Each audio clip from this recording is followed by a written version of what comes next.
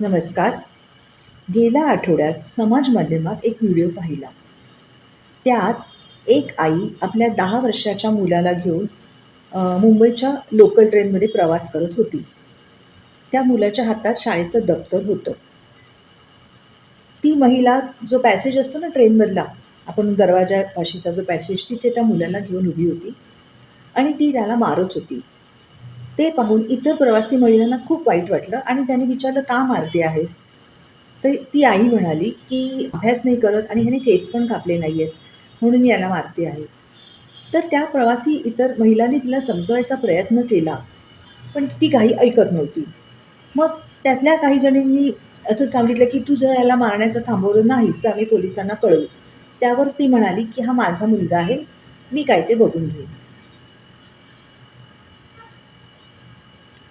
बघा, अशा प्रकारे मुलांना मारणं हे चुकीचं आहे आणि सार्वजनिक ठिकाणी सगळ्यांसमोर तर अतिशय चुकीचं आहे.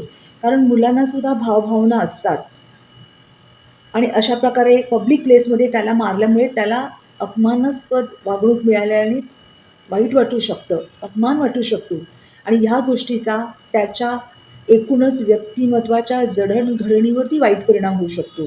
भविष्यात तो गुंड प्रवृत्तीला सुद्धा बळी पडू शकतो.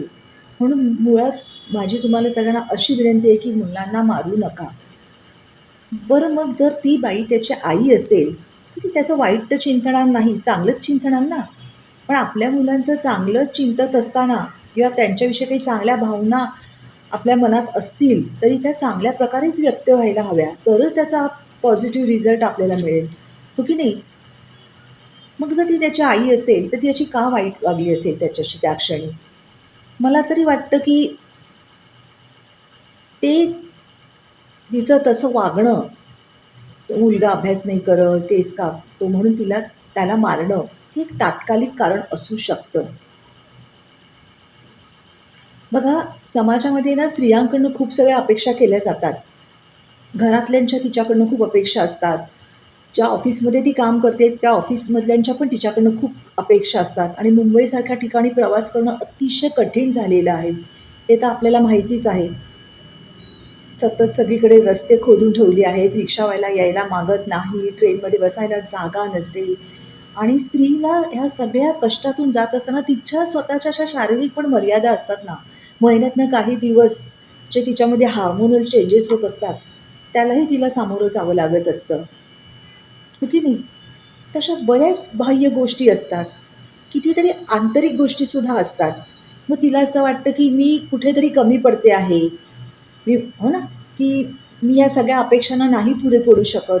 माझ्याच काहीतरी कमतरता आहे. मी माझ्या मुलांना पूर्ण वेळ नाही देऊ शकत आणि आपल्या समाजात ना मुलांनी जर काही चुकीचं वागणं मुलाकडून झालं ना, तर त्याचं संपूर्ण दोष त्या आईला देतात.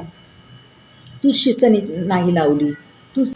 ते एक वेगळं burden back of the mind तिच्या असतंच आणि कदाचित त्या दिवशी ती त्या मुलाला शाळेतनं घरी घेऊन चालली असेल आणि शाळेत बहुतेक पॅरेंटची मीटिंग झाली असेल आणि त्याच्यात ती टीचरसुद्धा तिला काहीतरी बोलली असेल, की ज्याने तिला खूप वाईट वाटलं असेल आणि तो सगळा राग ती त्या मुलावर काढत असेल. हे त्यावेळेचं तात्कालिक कारण असेल असं मला वाटतं. पण मग आपल्याला एक स्त्री म्हणून ह्या सगळ्या ज्या आपल्या कुंठा आहेत, चिंता आहे, ताण आहे, तणाव आहे, भीती आहे, त्याच्यावरती मात नको का करायला? पाहिजे की नाही? तर अशा प्रकारे ह्या सगळ्या गोष्टींवर मात करण्याचे जे काही प्रकार आहेत, ज्याला आपण सायकॉलॉजिकल डिफेन्स मेकॅनिझम म्हणतो, त्याविषयी माहिती करून घेऊया. तो टोटल 9 प्रकारचे सायकॉलॉजिकल डिफेन्स मेकॅनिझम आहेत. त्यातले पहिले 7 माझ्या दृष्टिकोनातून तितकेसे पॉझिटिव्ह नाही आहेत आणि शेवटचे 2 हे मला आवडतात कारण ते माझ्या दृष्टिकोनातून पॉझिटिव्ह आहेत. तर काय आहे ते डिफेन्स मेकॅनिझम हे आपण समजून घेऊया कारण ते आपल्या खूप उपयोगाचे आहे. पहिला डिफेन्स मेकॅनिझम आहे डेनायल, नाकारणं. आपल्याला काही कारणामुळे अपयश आलं ना, तर त्या अपयशाची आपण कारणं शोधून नाही काढत आणि त्या कारणांवर आपण काम नाही करत, की भविष्यात असं अपयश आपल्याला येऊ नये म्हणून. आपण सगळ्यात सोपा डिफेन्स मेकॅनिझम काय वापरतो? डेनायल. म्हणजे एखाद्या परीक्षेत आपण जर नापास झालो, तर आपण काय म्हणतो? मी अभ्यास केला होता, पण पेपरच कठीण होता. पेपर बरोबर नव्हता. माझा पेपर चेक करत असताना अ, जो एक्झामिनर होता त्याची मनस्थिती बरोबर नसणार. अशी आपण अपयशाला खूप कारणं देत राहतो. आपण नाकारतो आपलं अपयश. ते डेनायल हे पहिलं डिफेन्स मेकॅनिझम आहे. गोष्ट नाकारायची. ठीक आहे. दुसरं डिफेन्स मेकॅनिझम आहे रिप्रेशन. आपल्याला कधी काही कोणीतरी वाईट वागणूक दिलेली असते, है ना? कोणी आपल्याला वाईट बोललं असतं. आपण त्या गोष्टी स्वतःच्या मनात कुठेतरी दाबून ठेवतो, व्यक्त नाही होत कुठे.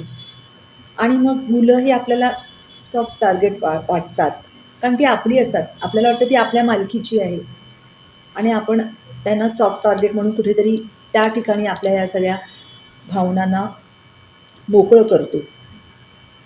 त्यांच्यावरती अशा प्रकारे ओरडून, त्यांना मारून. हे पण चुकीचंच आहे. तिसरं डिफेन्स मेकॅनिझम आहे रिग्रेशन. आपण जन्माला आल्यापासून मृत्यूपर्यंत आपली शारीरिक वाढ असते ना, ती वेगवेगळ्या स्टेजेसमध्ये होत असते. म्हणजे आधी आपण बाल्यावस्थेत असतो, मग तरुणावस्थेत येतो, मग प्रौढावस्थेत येतो, मग वृद्धावस्थेत येतो. हो की नाही? जशी शारीरिक वाढ वेगवेगळ्या स्टेजेसमध्ये होते, तशी आपली मानसिक वाढ पण वेगवेगळ्या स्टेजेसमध्ये होते.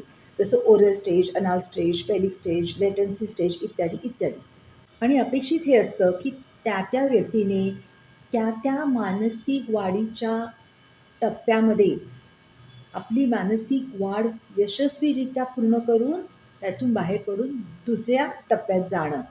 पण कधी-कधी काय होतं, की त्या टप्प्यात त्या व्यक्तीची मानसिक वाढ खुंटते आणि मग अशी व्यक्ती जरी शारीरिकदृष्ट्या वाढत गेली, मोठी झाली, तरी तिची मानसिक वाढ त्या पर्टिक्युलर स्टेजला खुंटलेली असते.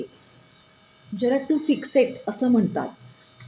आणि मग भविष्यात जेव्हा ती व्यक्ती प्रौढ होते आणि तिला काही अडचण येते, काही संकट येतं, अशा वेळी ॲडल्ट डिफेन्स कोपिंग मेकॅनिझमचा वापर न करता, म्हणजे प्रौढ माणूस जशा प्रकारे अशा संकटाला तोंड देतं, त्या प्रकारे तसं तो न देता, तो ज्या स्टेजला तो फिक्सेट झालेला असतो, त्याची मानसिक वाढ खुंटलेली असते, तिथे तो परत जातो. म्हणजे उदाहरणार्थ ओरल स्टेज. ओरल स्टेज ही मानसिक घडणीतली पहिली स्टेज आहे. म्हणजे छोटं बेबी असतं, जे जन्मल्यापासून 18 महिन्याचं बेबी असतं. त्याचं काम काय असतं?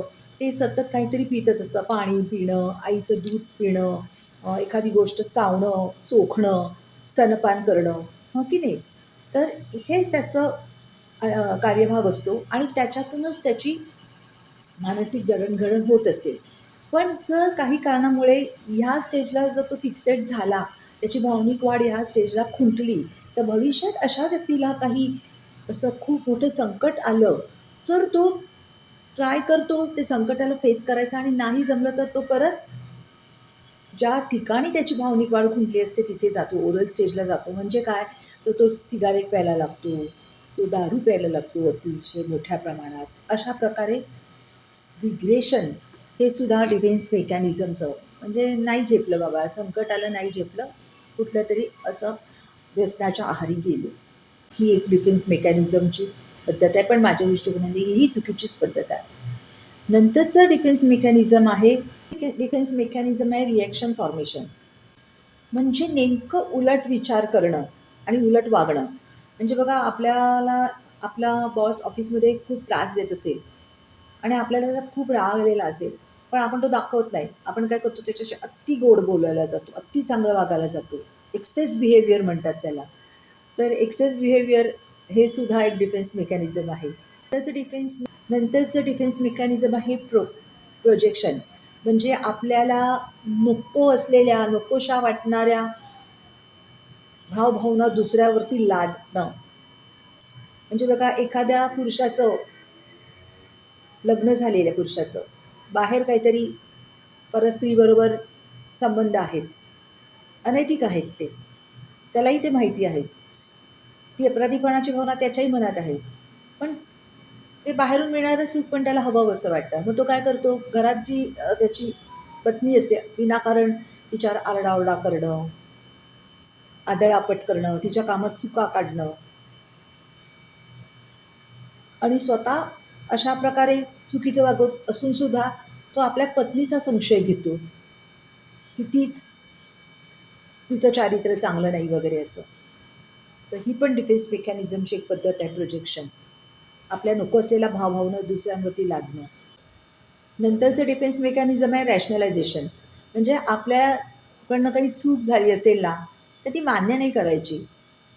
काही ना काहीतरी त्याला लॉजिकल रिझन द्यायचं, काहीतरी रॅशनल कारण त्याच्यासाठी सांगायचं. आपल्यापैकी बरेच जण हे करतात. मी पण करते कधी-कधी, नाही असं नाही. तर ही एक डिफेन्स मेकॅनिझम आहे रॅशनलायझेशन. चुका नाही स्वीकारायच्या आणि त्याच्यासाठी काहीतरी कारणं देत बसायचं. तरुण पिढीमध्ये पण असं होतं ना, की गर्लफ्रेंड किंवा बॉयफ्रेंड गेली सोडून, तर विचार नाही करायचा का गेली सोडून, काय प्रॉब्लेम आहे, माझ्यात काही चूक आहे का, की मी काही चुकीचं वागलो, पण जाऊ दे ना, असं पण मला ती आवडतच नव्हती, बरोबरच नव्हती, नीट वागतच नव्हती. रॅशनलायझेशन. ठीक आहे. नंतरचं डिफेन्स मेकॅनिझम आहे डिस्प्लेसमेंट. मराठीत आपण म्हणतो ना, वड्याचं तेल वांग्यावर काढणं. म्हणजे ऑफिसमध्ये बॉस ओरडला तर घरी येऊन तो राग बायको वर काढायचा, तिच्या अंगाला आरडाओरडा करायचा किंवा तिने केलेल्या स्वयंपाकात चुका काढायच्या. ह्याला म्हणतात डिस्प्लेसमेंट. नंतरचं डिफेन्स मेकॅनिझम आहे इंटेलेक्च्युअलायझेशन. म्हणजे turn the feeling into a thought. याचं उदाहरण देता असं येऊ शकतं की मध्यंतरी मी टी व्हीवरती एक प्रोग्राम बघत होती, बहुतेक सह्याद्री चॅनलवरती. त्यामध्ये ना कपल्सना बोलवण्यात येतं आणि मग त्यांच्या संसारामध्ये काही अडचणी आल्या, त्यांनी त्या कशा प्रकारे रिझॉल्व्ह केल्या वगैरे, असं सगळं त्यांच्याशी छान गप्पा मारल्या जातात. त्याच्यात शरद वंशी आणि त्यांच्या मिसेस आल्या होत्या, सौभाग्यवती. तर त्या बोलताना म्हणाल्या की मध्यंतरी तुम्हाला आणि आम्हाला माहिती आहे शरद वंशी हे खूप सगळ्यांचे आवडते कलाकार आहेत आणि त्यांना एक गंभीर आजार झाला होता, कॅन्सर. आणि त्यावेळी त्यांची जी पत्नी होती, ऑफकोर्स तिला तर वाईट वाटलंच असणार, सुरुवातीला ती खचली पण असणार. पण ह्या सगळ्या भावभावनातनं ती बाहेर आली आणि तिने त्या आजाराचा अभ्यास केला आणि एवढंच नाही केलं तर तिने त्या आजारावरती एक आयुर्वेदिक औषधसुद्धा शोधून काढलं आणि तिने आपल्या पतीला ते औषध दिलं आणि आता त्याच्यातून ते स्वतः तर बरे झालेच आहेत, पण त्यांच्या पत्नी इतरांनाही अशा प्रकारे आयुर्वेदिक औषधांचं मार्गदर्शन करतात. तर ह्याला म्हणतात की समस्येकडे बघण्याचं एक चांगलं प्रकार म्हणजे इंटेलेक्च्युअलायझेशन. आणि सगळ्यात शेवटचा डिफेन्स मेकॅनिझमचा प्रकार आहे सब्लिमेशन. सब्लिमेशन म्हणजे transforming impulses into something constructive. माझा सगळ्यात आवडता डिफेन्स मेकॅनिझमचा प्रकार आहे. बघा, लहानपणी आपल्याला सांगितलं जातं ना, की राग आला की शांत राहा, स्वतःच्या श्वासावरती लक्ष केंद्रित करा किंवा 1 ते 100 आकडे म्हणा, हो की नाही? त्याच्यामुळे तो जो रागाचा जो आपला भर असतो तो ओसरून जातो. त्या दरम्यान आपल्याकडनं काही वाईट कृती होत नाही आणि नंतर आपण शांतपणे त्या घटनेकडे बघून त्याच्यावरती काही समस्यावर जे असेल त्याच्यावर काही मार्ग काढू शकतो.